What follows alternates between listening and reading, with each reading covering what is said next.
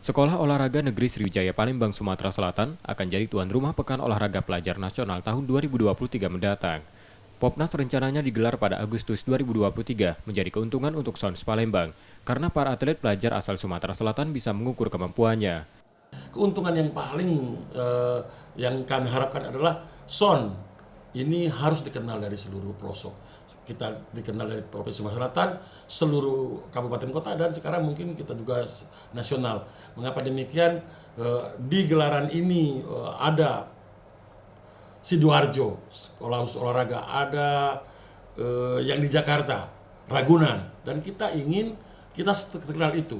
SON adalah salah satu sekolah olahraga yang terbaik di Indonesia.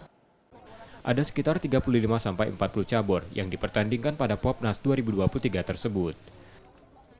Nur Muhammad, Kompas TV, Palembang, Sumatera Selatan.